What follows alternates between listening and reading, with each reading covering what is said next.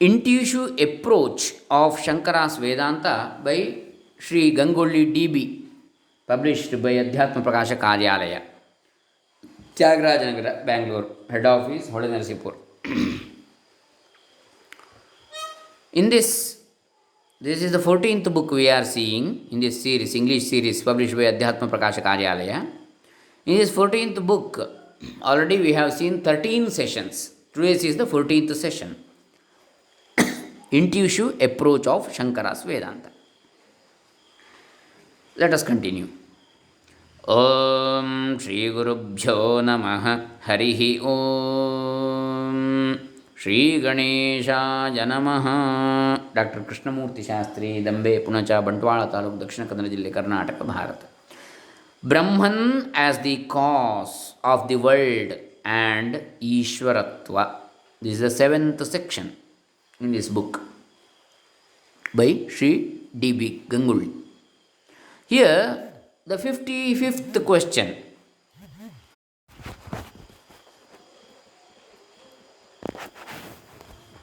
Apart from the Taittiriya Shruti sentence that you exemplified before to substantiate the fact that the prime goal of all Upanishads is to propound the truth that Brahman alone is the Paramartha Satya. Are there any other such supporting sentences to be found in other Upanishads? Is the question. Answer. Tat Satyam Sa Atma. Chandogya Upanishad 6-8-7. Yenaksharam Purusham Veda Satyam. Mundaka Upanishad 1-13. Tadetat Satyam, Mundakopanishad 2:1-1, etc. In all these contexts, the one common teaching is that Brahman alone is the absolute reality. Question 56.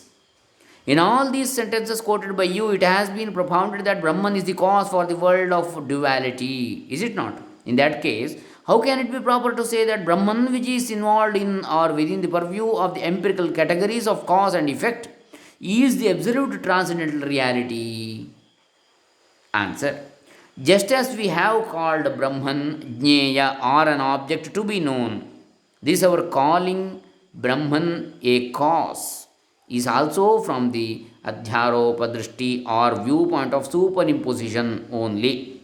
When one, that is the aspirant, has cognized or intuited this non dual absolute reality of Brahmatman, then the Shruti sublates or rescinds the mundane empirical categories of cause and effect from that absolute or intuitive viewpoint, Paramartha Drishti.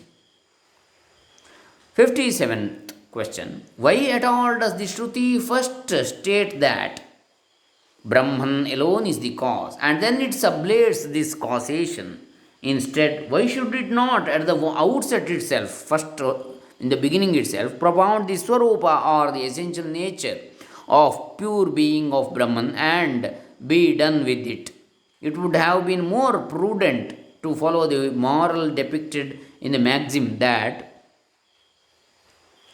प्रक्षालनाधिपान् कस्य प्रक्षालनाधिपं कस्य दूराद् अस्पर्शनं वरम्.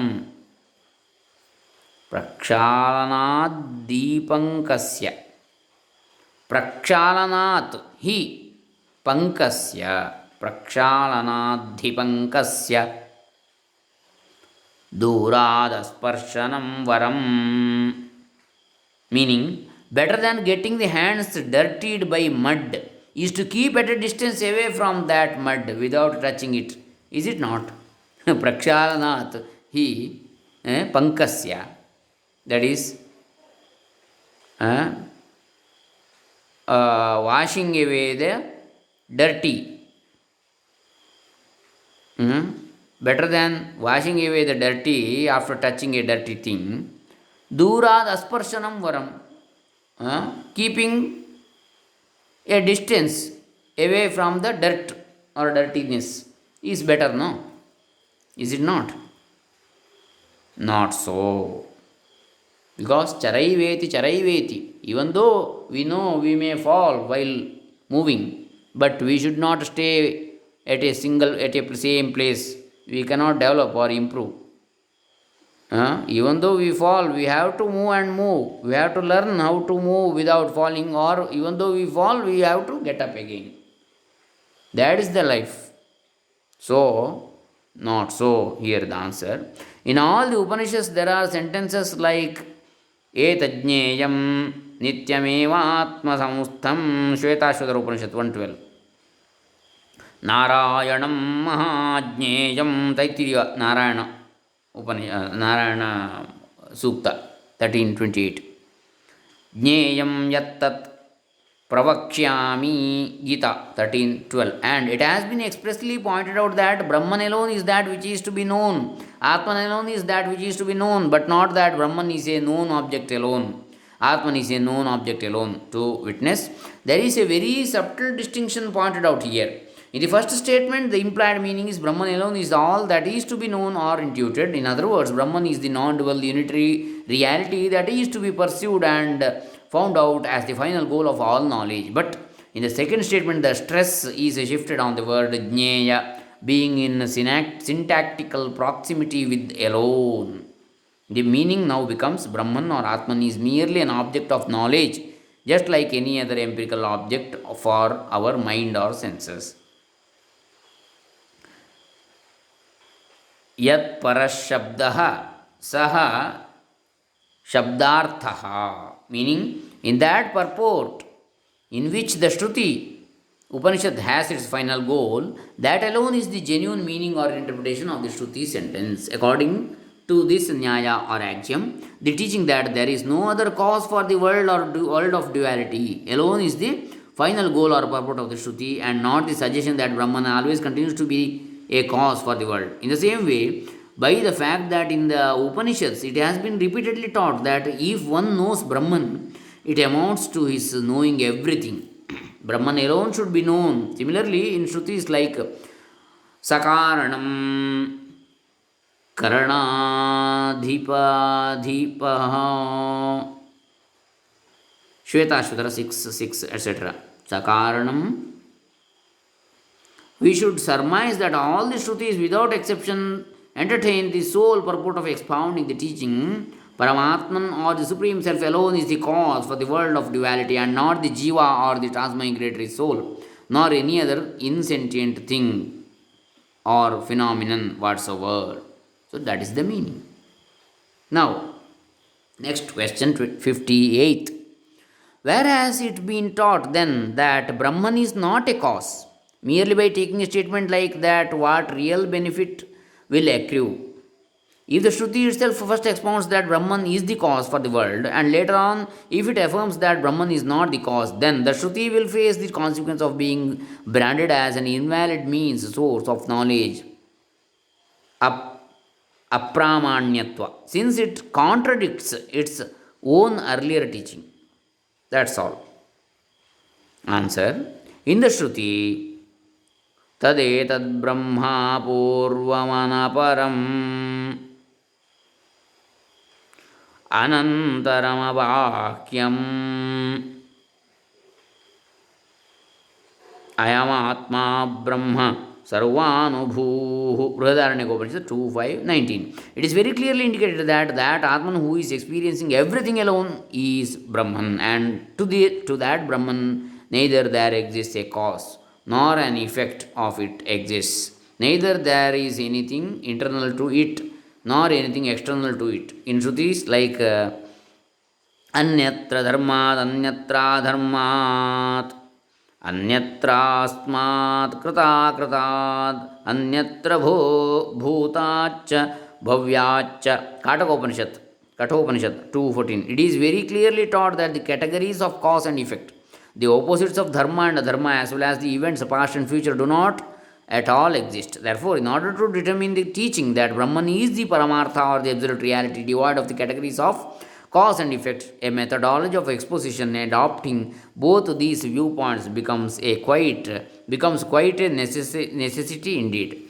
And merely on account of this, the Shruti statements do not get vitiated as invalid means or sources of knowledge. Invalid means or sources of knowledge. Now, 59th question. Merely because something is stated by the Shruti, can that statement become a genuine pramana? In accordance with that statement, should we not acquire the relevant jnana? What supporting evidence is there at all to determine in that manner? Answer is the Upanishadic statement which explains or describes in the following manner. Varnana Vakya यतो वा इमानि भूतानि जायन्ते येन जातानि जीवन्ति यत्प्रयन्त्यभिसंविशन्तीति तद्विजिज्ञासस्व तद्ब्रह्मेति. Taittiriyopanishad 3:3:1 depicts the Brahma Lakshana or the distinctive characteristics of the ultimate reality of Brahman. Here, in this context, Lakshana means Swarupa or the essential nature of being alone and not any extraordinary or uncommon nature. Asadharana Dharma, as the logicians aver. For the Vedantic teaching or instruction, Vedantopadesha is Brahman is Nirdharmaka Vastu or an entity devoid of any distinctive characteristics alone. Here the Brahma Swarupa has been described in the manner that from which entity this entire physical materialistic world of duality and diversity made out of the five primordial elements is born, and after being born from that entity, that world is sustained by that very entity, to witness in which Brahman, the world of duality and multiplicity, appears to exist, and in which entity alone all this world merges, and in it alone it becomes one with it.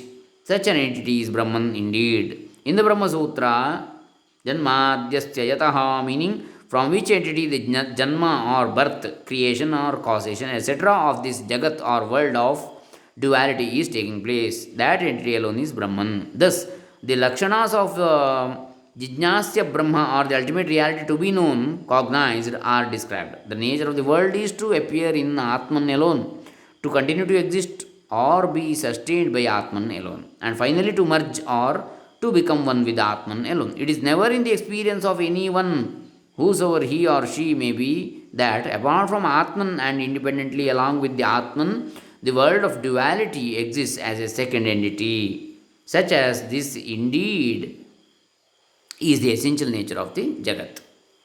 Therefore, Atman alone is the reality. It becomes established as certain that the world which appears as being subservient to or controlled by Atman and which merges in him is Anrata or false appearance alone. Further, it is in everyone's experience that by mixing up Atman and Anatman alone, or Satyam and Anrutam respectively, indeed all the common people transact in the forms of I and mine. Therefore, what the Shruti is stating is Tat Satyam Sa Atma, Chandogya Upanishad 6:8-7, meaning that Brahman alone is the reality, that alone is Atman, is in consonance with the universal Anubhava or experience. Besides, it amounts to saying that all this is indeed the explanation of what is purported to have been stated in the Adhyasa Lakshana Vakya or the sentence pertaining to the distinctive characteristics of misconception. Here, in this context, the word Karana means Paramartha Satyam or the absolute transcendental reality alone. The word Karya means Andhrata or false appearance. In the Bhagavad Gita, too, the Lakshanas of Paramatman have been stated in the following manner, which are again analogous to the above Lakshanas alone, viz. Aham sarvasya prabhavo mattas sarvam pravartate. Gita 10:8. अहमादिश्च मध्यं च भूतानामन्त एव च. गीता 10:20. सर्गानामादिरन्तश्च मध्यं चैवाहमर्जुन. गीता 10:32. न तदस्ति विना यत् स्यान्मया भूतं चराचरं. Gita 10:39. Therefore, this karanatva or causation is not merely connoted by the sentences, but also in consonance with everyone's anubhava or universal experience. Next, we have 60th question. Let us end with that question and answer today's session. 14th session. So, why is it that giving up the popular commonplace meaning of the words karya and karana, these very words are used with such a queer, vilakshana meaning like this in the Shastra? In our workaday world, too, clay, which is the material cause, upadana karana, appears as pots, pictures, etc., which are the effects, karya. All these effects of pots, pictures, etc., even in their transactional forms or states, are actually clay alone, mud alone. They are not at all separate or apart from clay, the material of which all those forms are made of. Is it not true that gold alone is popular, familiar by names like a ring, bangle, chain, etc.? Hence, in the sense of Atma Vastu or the entity of Atman, the substratum for the world of duality alone is appearing as the world based on this analogy, and our having dealt with Atman as the cause and the world of duality as his effect does not amount to our having used them contrary to the popular beliefs among the common people. That is the 60th question. So, we shall continue with the 61st question in the next session, that is in the 15th session. Hare Ram. Om Tat Sat. ब्रह्मार्पणमस्तु श्री श्री सच्चिदानंदेन्द्र सरस्वती चरणारविन्दार्पितमस्तु Shri Gangulli D B चरणारविन्दार्पितमस्तु लोकाः समस्ताः सुखिनो भवन्तु ओम तत्सत्.